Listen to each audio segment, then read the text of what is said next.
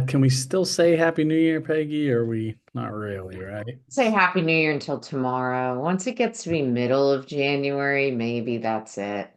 I like a firm cutoff. I like that. Yeah. So, all right. Well, and that, Happy New Year, everybody. Given that, looks like we got one more day to say it. Uh, okay. See, Stephanie said we can still say All right. One more day. One more day. it. Yeah, one Anytime you can very say something lovely with a smile, it's all good. So, um, yeah, why don't you go ahead? Matt was just going to say it and I interrupted him. Why don't you go ahead and put in the chat, where you're coming from, where you are. And I think just put the graduation year, the high school graduation year. I know this is mostly going to be people, it should be mostly people that have kids in school already. But just, it's just fun to see where you are. Usually we have people all over the country and the world. in Um, the, yeah, tell us where you're at. We're all over. You Here we guys go. have already been through the journey. Your kids are in college. Yay. But there's still stuff until you're actually, you're not physically writing a check, but you know what I mean, until you're making that last payment. I Yeah. remember that day with my two at once. It was a lovely day. So Big accomplishment. Yeah, and hopefully, I mean, and we've had a ton of success here historically, and I would say especially this year, and just like helping people figure out like, hey, is there a better way to do this? Could I have done anything differently that can maybe save me a couple bucks moving forward, right? That's what we're going to hear to talk about. Maybe I didn't appeal last year where I could have increased my scholarship or my financial aid eligibility. Maybe I included my retirement accounts on the FAFSA. Maybe a different parent in a divorced or separated family should complete the FAFSA this year. Um, and just kind of have a sanity check, right? And then again, too, I think this gets talked about less, but for those folks that, and this is most of you, right? We had to borrow something. Did we get the lowest possible rate that we could have gotten here? So that's what that ultimately that's the get here today. There's a lot to talk about, and for our LA people, we're thinking about you. Hopefully, you're in a decent spot there. Peggy and I both have family in the area. As a matter of fact, I'll be going there tomorrow. So, we're thinking about you if you or your family, friends, etc., in some of these terrible spots right now. So, let's pivot to the task at hand here by way of quick introduction. My name is Matt Carpenter. I'm founder at College Aid Pro. Been doing this for an awful long time, and I really like kind of addressing folks that they're this stage that maybe kind of went through this process themselves the best they can and are kind of trying to figure out, could I have done this thing a little bit better in terms of and again, by the way, if you made mistakes the first year, join the club. Most people do, or the second year. Most people that aren't literally professionals in this space, there's so many places where it's just easy to make a misstep. So don't beat yourself up if you fall somewhere in that category, right? And it's not too late, right? That's the great news. It's not too late, and that's what we're here to address.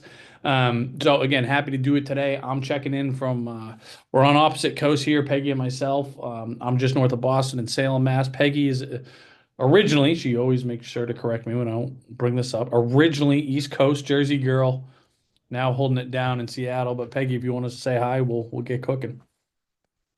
yeah. So kudos for being on here, as I said, kind of jokingly, but not really joking. Your kids, you made it. They're in college, but there's still these steps in the journey. And we had this kind of moment a while back, like, hey, we helped all these families with the kids getting into college, but we shouldn't just drop the ball. We should keep supporting them. Everything Matt just talked about. I won't reiterate it about loans and about, hey, I'm going to go over the tips and tricks on the financial aid forms. And you might hear something like, ugh, I didn't do that last year. It's okay. Like Matt said, join the club and there's ways to fix things. And of course, do it correctly going forward. So that's the big get here, right? And then we'll talk about how we can support you on that. So again, don't go into beat up. The more you know, the better. And a lot of it can be fixed. So that's really the get today, just to help you. And some of you probably have maybe younger kids, right? So then you're even teed up for that. So you'll be all good to go. So that's a double win on that one. So yeah, and I think my best credential, I've been doing this for a very long time, just focusing on this, used to be a financial advisor planner, but I have twins, been through this times two. That's what I was saying before. I remember when I made those last semester payments way back when. So you will all get there too, and hopefully we will be an integral part of that and just make it less stressful. I'm going to write a book someday, and the title's going to be, It Doesn't Have to Be So Damn Stressful. It really, and I'm saying damn because I'm trying to emphasize that. It really, really doesn't. So hopefully the webinar today will be a piece of that. So let me share my screen. And Matt said he's a co-founder at College Aid Pro. So if you're new to us, I think a lot of you aren't. This truly is our mission. This is what gets us out of bed, Matt and myself, and we're empowering you to shop smarter for college. You already made that buying decision, if you will. But now we're just helping you navigate that even better and still continue to make things affordable along the way. So there's the happy couple. Everybody should have received an email encouraging you to set up a free MyCap account. A lot of you were already in our software, which is great. And then some of you weren't. We can see you did that. Strongly encourage you to do that. Matt will put the link in the chat. You can upload what's most relevant for your current in-college student is you can upload award letters. You really should plug in all of your data and have it dialed in, because that's how we can help you when you upload an award letter to say, did you get a good deal? And even though your kids are in college, it doesn't mean that conversation is over, especially if things change in your financial life.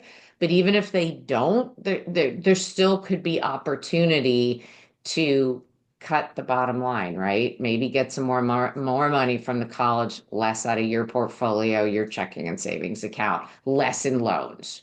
So definitely get that set up.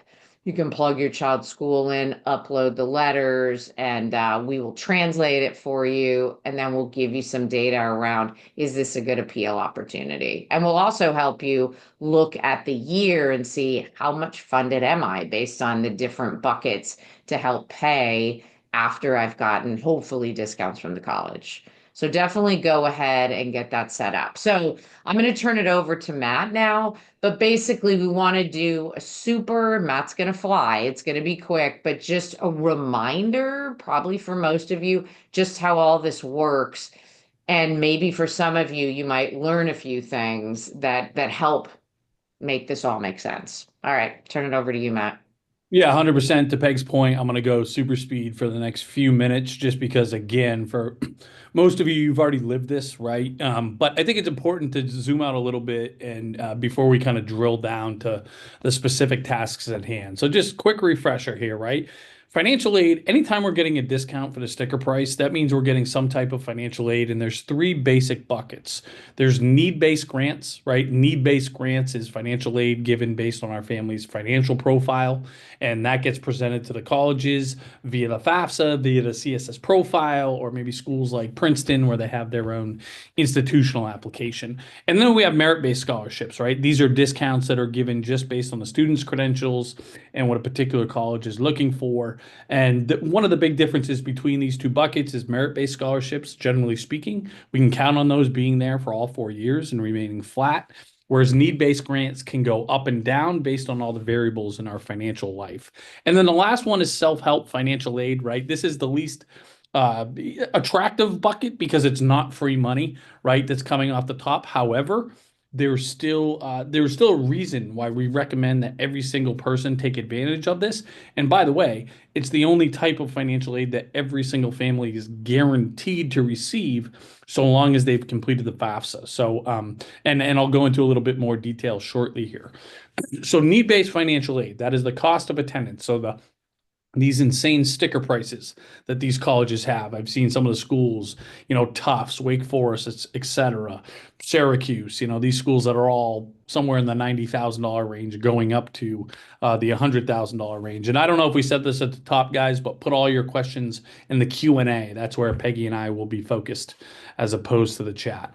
But the cost of attendance minus your student aid index or your EFC, this is the dollar amount that gets assigned to your family based on the results of that FAFSA, of that CSS profile.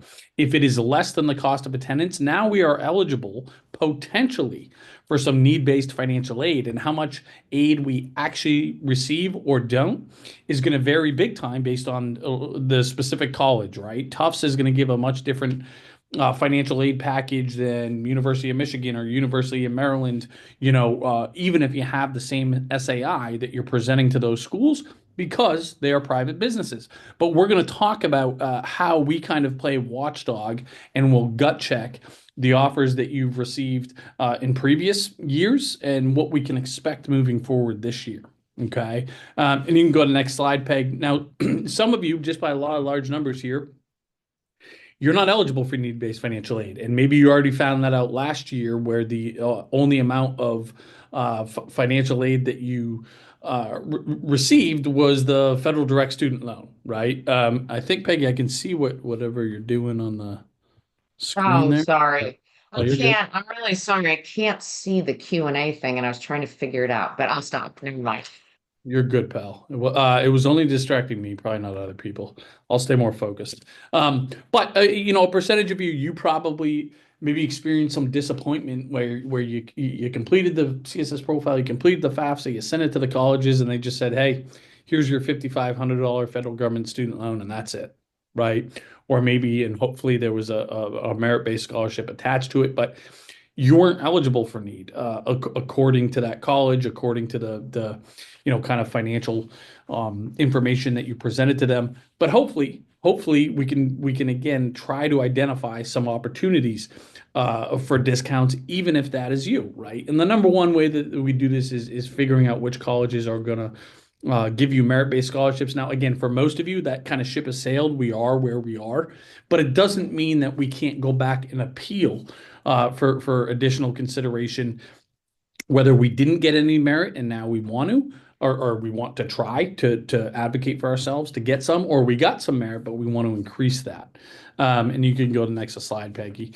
And before we jump, one of the last things that we'll talk about this afternoon or this morning for those of you on the West Coast in the mountain region, we'll talk about how specifically do we go back and try to get some more money, try to get a better deal from these colleges. Now, I'm going to go into the platform in just a second here, and again, make sure you create your accounts if you haven't already. But what I want you to do is look at last year's award. Okay, you're not going to get this year's award until the spring, right? Until May, June, thereabouts from the colleges as returning students.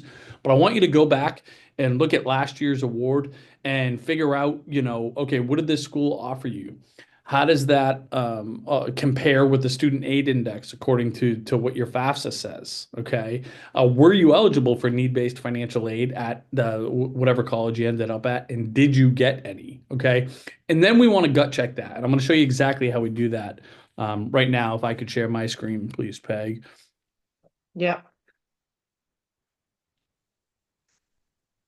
Okay. So this is and again, I put the link in the chat. If you haven't created your account already, do that. For those of you that have, make sure that you are using it to its full potential. So you're going to onboard yourself. We're going to ask you a couple questions. We're going to ask you what college we're talking about here, right? So for you guys, you'll probably just have one college in there, unless you have multiples, or maybe you have a younger student as well. But we're going to tell you what your federal SAI is, just like the FAFSA does. But what's a little bit unique is that if you're a school like Tufts, like U Michigan, like Northeastern, like U Chicago, or Rice, that requires the CSS profile, you don't get to see the SAI according to these schools that use this institutional methodology, right? That's very much in-house. That's their secret sauce. But we will tell you in the platform here. Okay. And so you can have a good idea of, well, what would we project? What do we think a school that or the school that you're applying to that has your kind of financial and academic profile, how do we think you should be packaged in terms of merit and need-based financial aid? Okay. And then more importantly, what we want you to do is we want you to go to this part of the platform that's called Translate and Compare rather. You're going to upload your financial aid award. Okay. So just Wake Forest was one of the schools that I saw. And you're going to take a picture of that award that you got from last year, right? Your actual offer. And we're going to tell you, did you get a fair deal? Right? Are you like a Boston college that traditionally, especially this year, but this is not a big deviation from what they've done historically. Are you a school like Boston College that traditionally under awards families on average $10,000, right? Which means that we want to go back to appeal. Now, it's not too late to appeal even for this year, right? Even for the spring semester. It's less likely, and I don't want to set unfair expectations, but it happens, right? It is not too late. You could still ask for more money and get it this year. And again, I will talk about the X's and O's before we jump here, but it's important that you have that mentality because even if they say, sorry, guys, it's too late, we're kind of building a foundation for next year as well. And the other thing that again, you guys have that, you guys will be eligible to receive that PDF that we talked about for 1,500 scholarships for students that are currently in college that are baked into our database here. So again, just another resource that you can leverage that we can help you with in terms of trying to figure out, okay, how can we spend a little less money for next year. But that's one of the first things that we want you to do is just gut check. Did we get a decent deal last year, right? And have kind of that watchdog that we love to play. All right, I'm going to share my screen again, and let's get in the weeds now on come on, there we go. Let's get in the weeds now on the actual forms because I want to go through, like I said at the beginning, maybe there's a few things that you can adjust for this coming year, and maybe if there's some bigger corrections that you might need to make for the existing year that your child's Hey, in. So, Pe- Peggy, sorry to interrupt, buddy, but it's showing like two slides. I don't know if you want to show just the yeah, there's something I do not know what's going. still It's effective. It's showing. good enough. I don't want to distract. Like I can still see it easily enough. It's just in a Well, I unique. can do it out of slideshow. Let me just try one more time. Is that Sure. still not just showing the FAFSA slide? Uh, there we go. You got it. That's it. Got it? Okay. All right. So I know I saw a couple parents when you guys put in that you had a 23 and 24 student. So you got to be a part of the brand new FAFSA, right? So the FAFSA was made simpler, supposedly, starting in the 24-25 school year. This is the second year of it, the 25-26, done much better. It's been live since the beginning of December. Already answered a question about this. All of the questions are about tax year 2023. It's always a 2-year look back. We call that prior year. And somebody said, well, yeah, but my situation is much different now than it was in 2023. That's when you're going to be appealing. And we're going to hit on that. Matt's going to talk about that in a few minutes. So don't stress about it. That's one of those steps in the journey. You're going to have to reach out to the colleges, and we can definitely support you on that.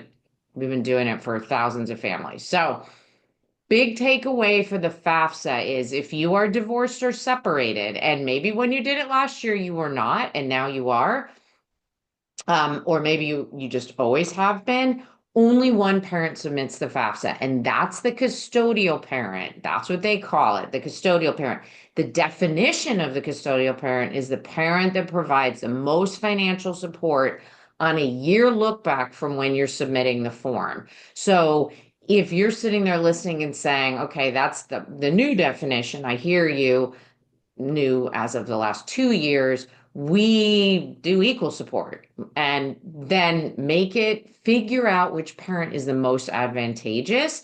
Have that parent spend a little bit more money because it's a year look back from when you're submitting the form. Say your child's deadline is February 15th for upperclassmen. You've got time for the parent that makes the more sense. to spend a little bit more on your child. And then you're following the rules, you're being honest, and you're putting your best foot forward. And as Matt said at the beginning, he said a lot, so you might not have caught it. The custodial parent is not set freshman year for all 4 years. It can change every year. So keep that in mind. All right. And I'm going to talk a little bit more about this in a minute. So the flow of the FAFSA is different. So there are different ways to do it and be successful as of this school year, but we, instead of confusing you and saying you can do it this way or you can do it this way, this is how we're sharing best practice. This is basically me cutting and pasting right from federal student aid here, okay? So there's a student piece and there's a parent piece. What we recommend you do is start with your child's piece. You're going to log in, go to FAFSA.gov. I'm going to go through this in a minute. I'll go through it in more detail, but you're going to log in and you're going to follow through the prompts. You're going to invite yourself. You as a parent are a contributor. I'm going to talk in a minute. Who should the contributor be? You invite the contributors, continue with the student, your child's FAFSA, add the college. It's going to be one college because your kids are already out of school. Your child signs, then you go over and complete your portion of the FAFSA that is included in your child's FAFSA. It's their FAFSA, obviously. You are what's called a contributor. This is a new word as of 2 years ago. Doesn't mean you're required to contribute a certain amount of money. So it was a little bit of a weird word that the government chose, but it is what it is. So, but all the contributors have to contribute for it to be a completed FAFSA. So now back to the divorced parent conversation. As I said, it's the parent that provided the most financial support. Obviously, when your child's in school, paying for tuition and all of that, that's part of their support. There's other pieces too. They're not in school 12 months, that whole look back. So you can get a little creative while still being honest. And again, if this is kind of blowing your mind and you're like, I don't know how to do this, how should we do this? Or we don't really get along, so how are we going to make this work? Lean on us. We can help you to do that, because if you pick the parent that makes the most sense for getting the most financial aid, depending on the school and your situation, it could mean a really different balance that you owe versus previous years potentially. Okay, so keep that in mind. So let's talk about contributors, go up, a little bit higher level here. Talk about who should the contributors be. So the student is always in it, right? Because it's their FAFSA. So the student needs an FSA ID and password, and each one of the contributors does. So if you've done the FAFSA last year, I think a lot of you have, but if there is somebody who didn't do it last year, you need to go get that FSA ID and password now, because that's the only way to log in and complete your portion and for your child to complete theirs. Just Google it. It was on the other slide, but it's a studentaid.gov/create launch, something like that. Make sure you're on studentaid.gov. Once you do that, your information goes to the Social Security Administration. They verify that you are who you are. This can take a few days, and we don't have control of CAP to speed that up. Nobody does. So you want to do that so you're all set for when you want to do the FAFSA. So go ahead and do that, get that taken care of. And now I'm going to talk about the other people that need to get it. So your child needs to get it. If you already have it for an older child or you went to college, you're good. It's per person. So you don't need to go get a different one because you're contributing to your child's FAFSA. So if you are married, remarried, or you're unmarried and you're living together and you file married filing jointly your taxes, then one of those people needs to get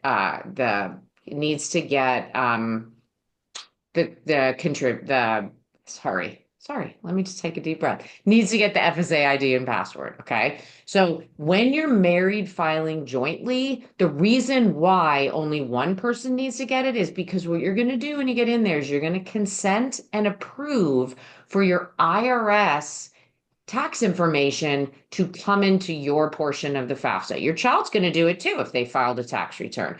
You have to do it. You don't have a choice. You can't manually enter unless you fall into an exception group, in which case the form will prompt you and you will have to fill it in. Most people will not. That's a change. You're going to have to do it. So if you're married filing jointly, only one person is going to consent because there's only one tax return. But if you look at the first bullet, it says if you didn't file married filing jointly, so you filed married filing separately, or yeah, or two separate, you're unmarried but you live together, two separate tax returns. If they're separate tax returns, each one of those taxpayers needs to have an FSA ID and password because they will be contributors. So hopefully the logic behind it makes sense.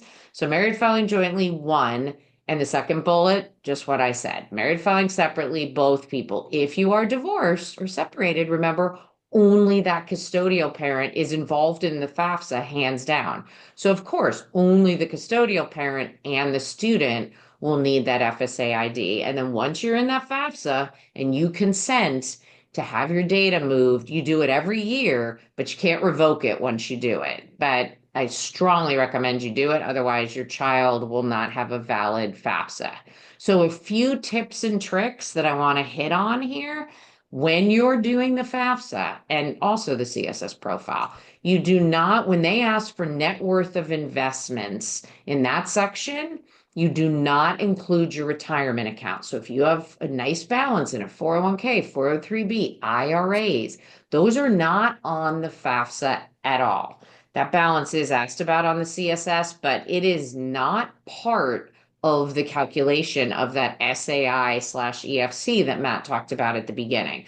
So that's a big mistake people make, and it makes sense. Well, that's a big investment I have. That shoots up your SAI. So no retirement accounts included there. Under that net worth of investments question, you need to include real estate, the equity in your real estate, but not in the home you live in.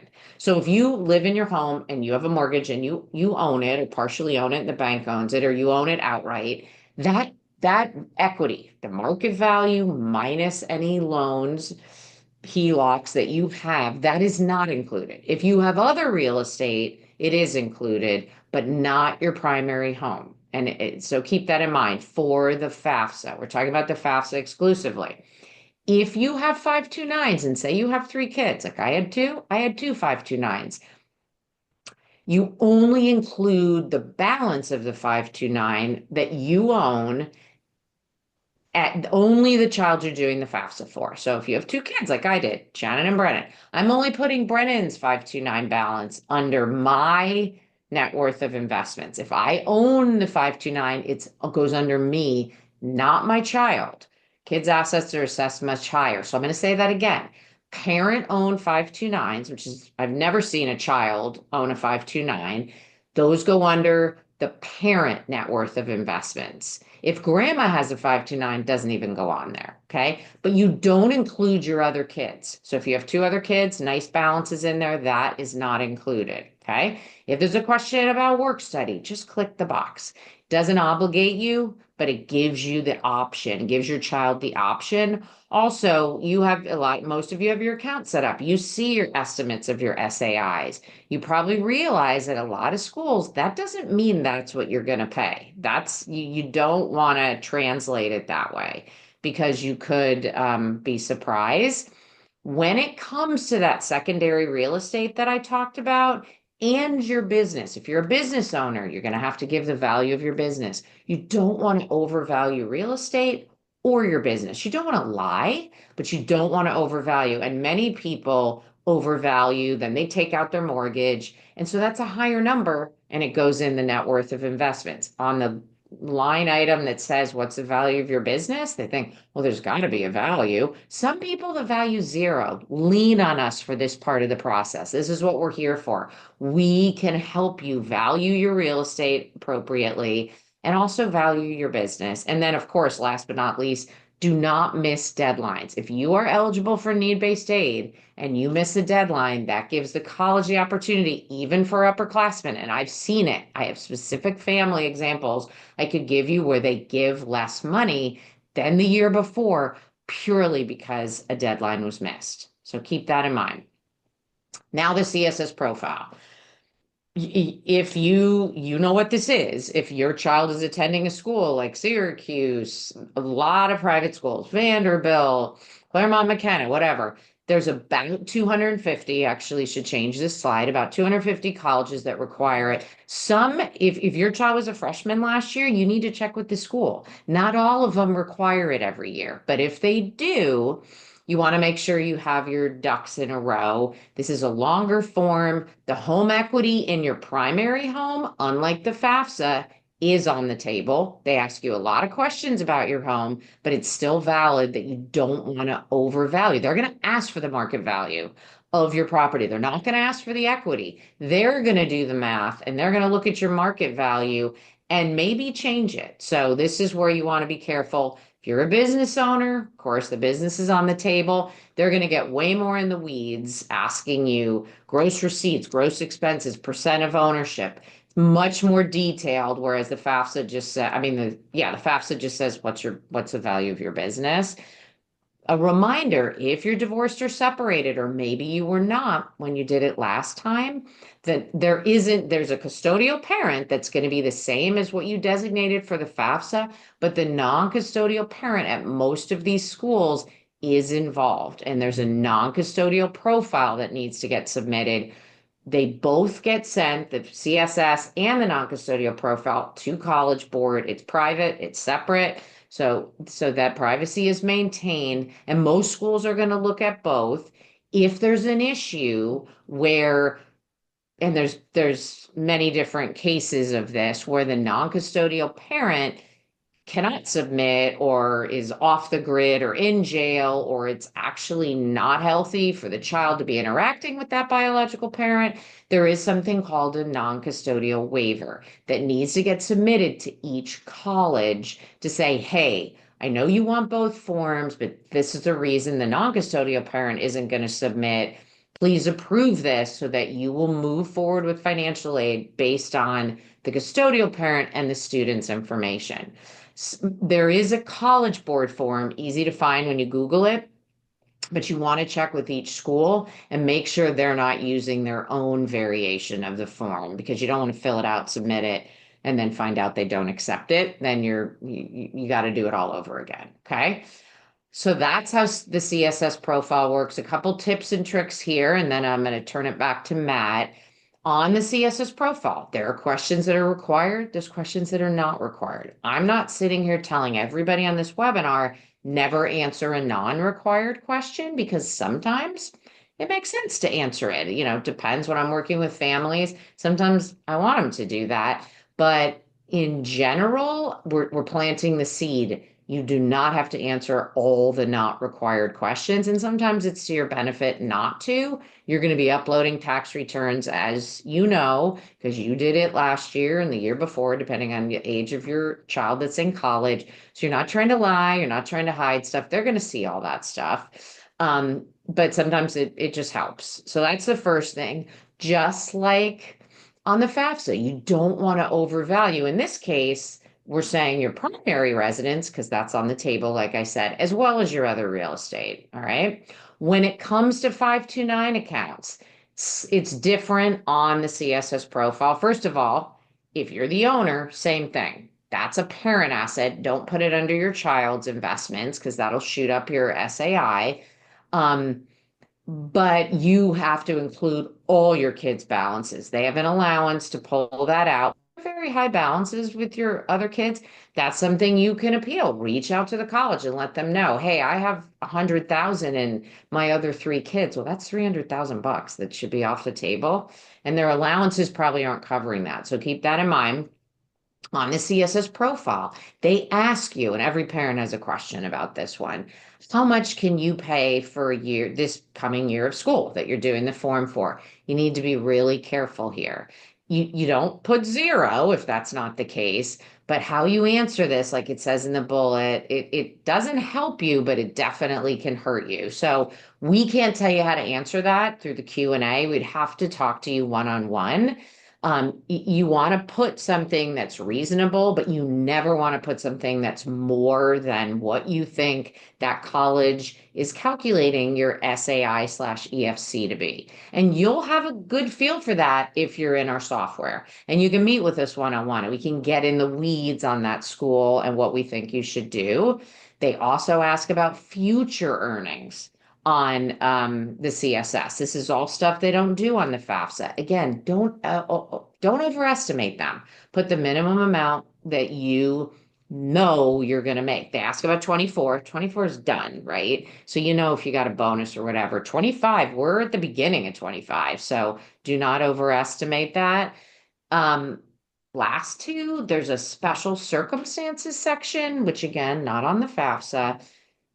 Please hold back and don't populate that. Like I said earlier, somebody wrote and said, my 2024 situation is very different.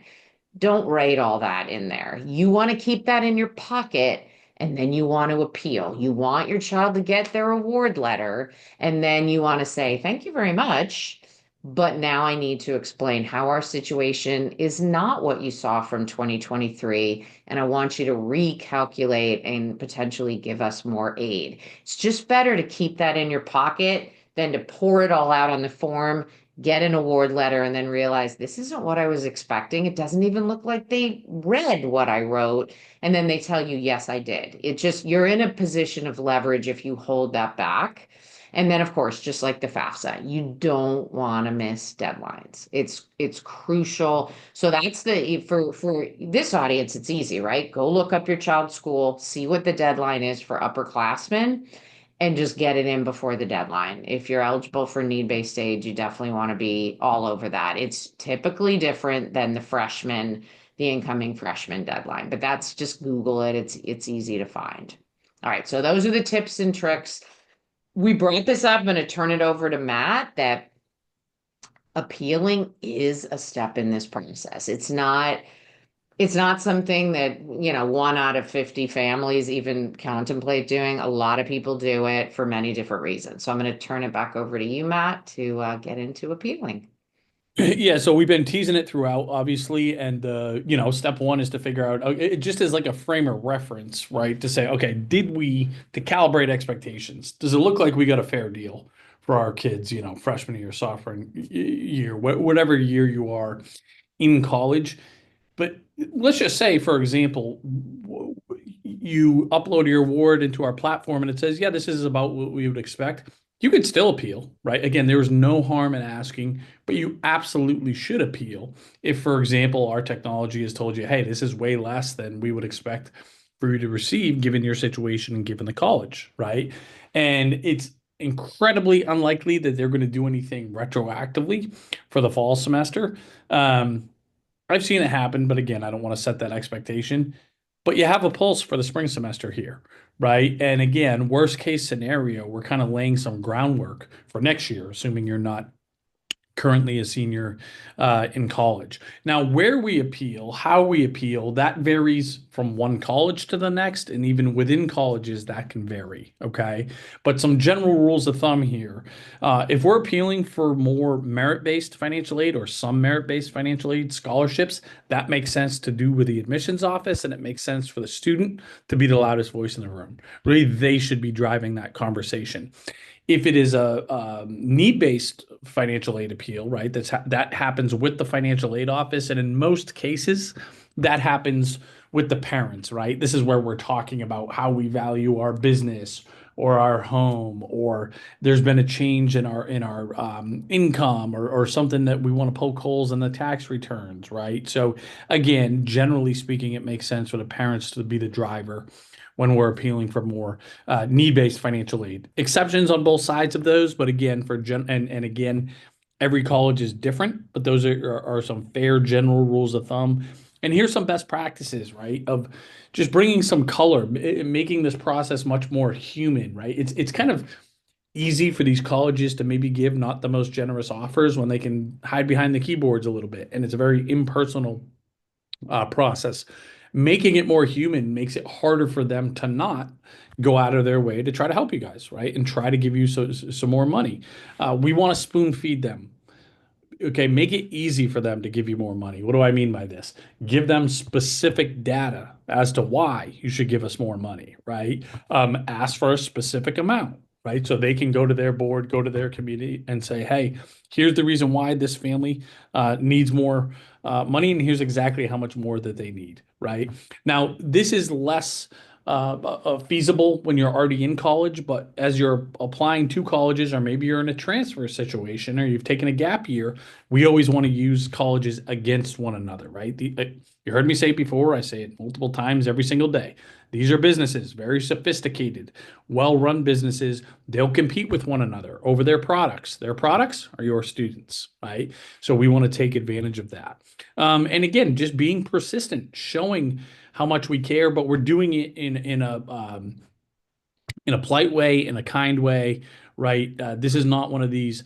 You don't see the word negotiate here anywhere, because colleges, if you use that word, that might be the end of the conversation. They don't like to feel like they're kind of used car salesman type of deal. We are appealing, and again, how we have that conversation matters, right? You want to make them motivated uh, to try to help your family here. Okay, Peggy, I think you can go to the next slide. And again, you have to do business as business is done at your college, right? So every college has a different process when it comes to appealing. So you have to understand and learn, for the colleges that you guys are attending or planning to attend, how do they handle the appeal process? So shifting gears and just talking a little bit about borrowing money, okay? And I'm gonna spend a little bit of time here, but the first place, it's very rare that we have kind of blanket recommendations that apply to everybody, right? I've already said in the chat a bunch. Well, it depends, and we would need more information, and those aren't lazy answers. That's just the truth, right? But for any family that needs to borrow, we always recommend starting here. If you completed the FAFSA, you are guaranteed, okay, the student is guaranteed to borrow up to $27,000 over the course of 4 years. They're guaranteed to get 5,500 freshman year, 6,500 sophomore year, 7,500 junior and senior year. Now, some schools, and it tends to be the more really competitive schools, they don't offer this, even though you're entitled to it and you might need it. So you have to go out of your way to ask for it. Or they'll only give you up to 3,500 when you can get, up to these amounts every single year. So, and it's not too late, right? Let's just say you didn't take advantage of this year. You can actually still take advantage of this for this year, even though we're still in the middle of the year, right? And they'd give you a refund check for anything that you've already paid. But there's a couple of reasons we love this loan. Number one, it's just in the student's name. They don't need established credit. They don't need a cosigner. They're not going to get a bill until 6 months after they graduate from college. And something that we say all the time, because it's true, is if your student graduates with $27,000 via the federal direct student loan, you've hit a grand slam as a family. Okay, that's a perfectly reasonable amount of debt to take on, specifically with a loan like this that's incredibly flexible in terms of its repayment terms. If you have the ability to pay it off as a parent, beautiful. Guess what?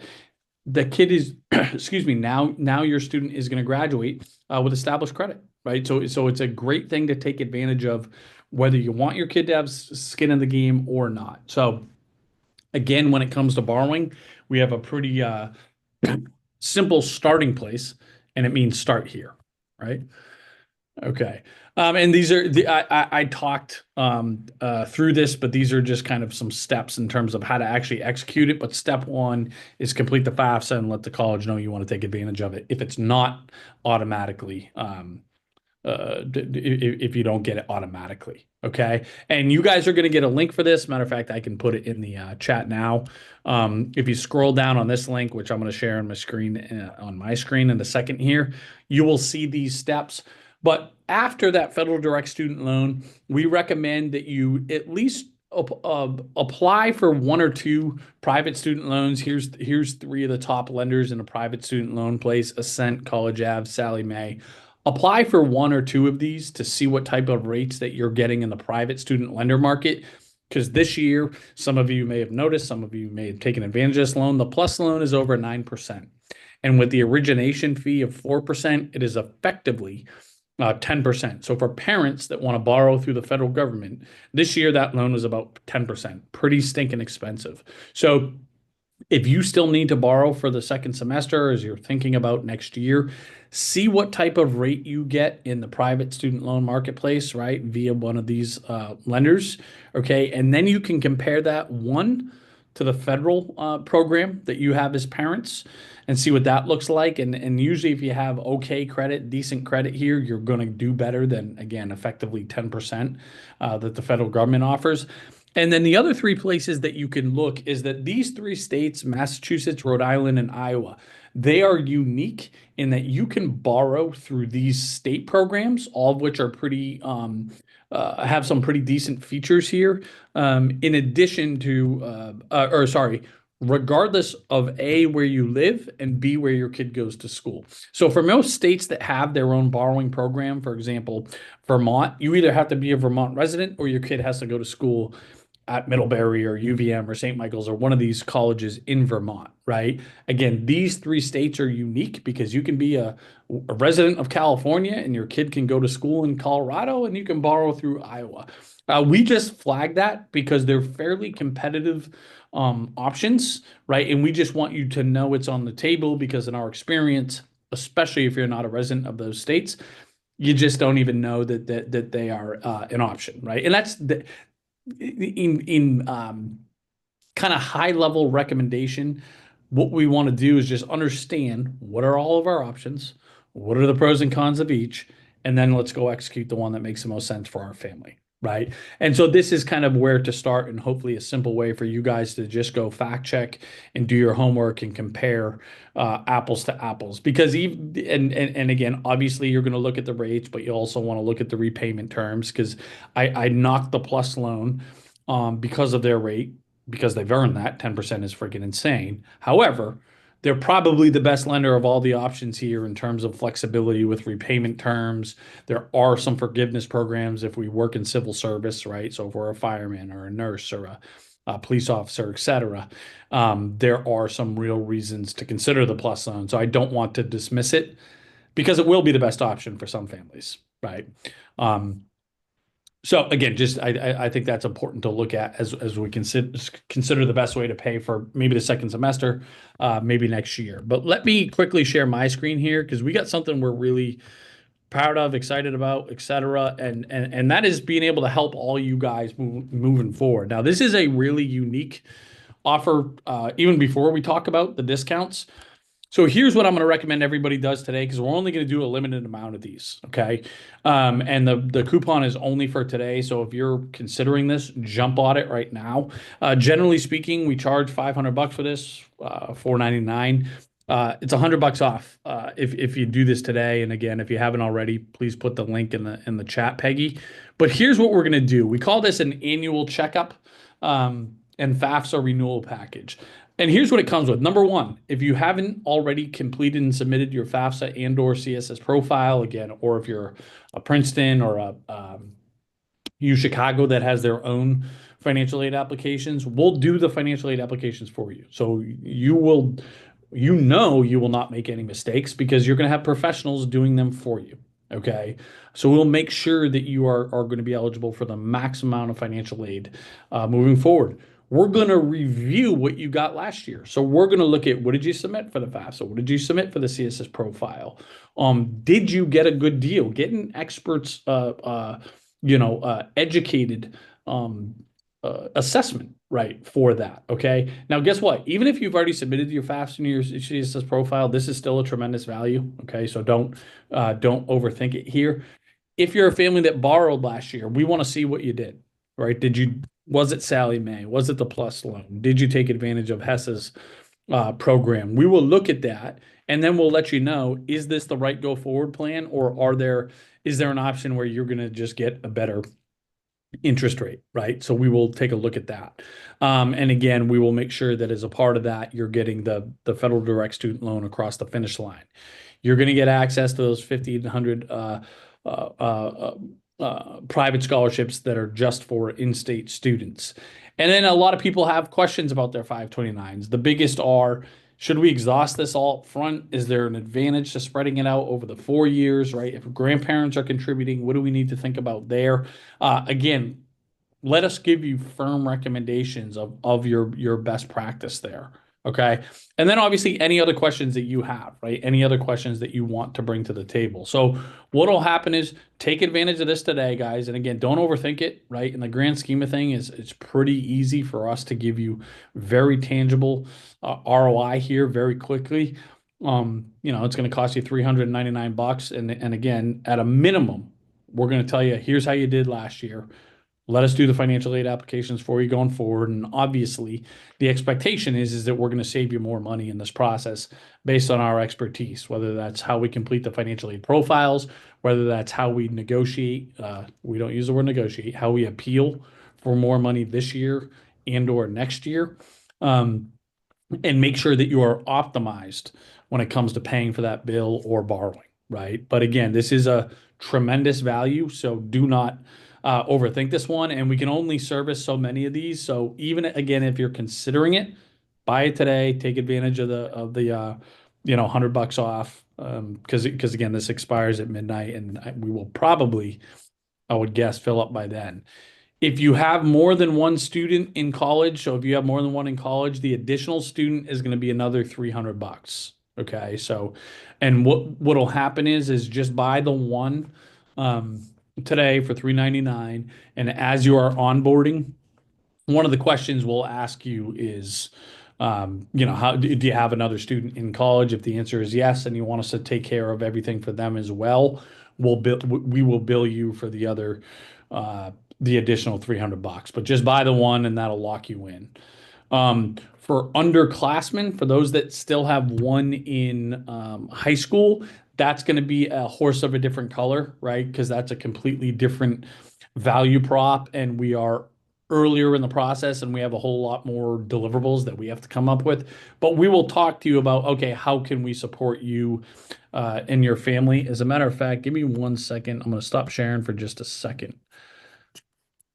But because I'm seeing a decent amount of these questions that are, well, what about our kids that are already in high school? How can you help us there? And I will give you a recommendation in just a second here.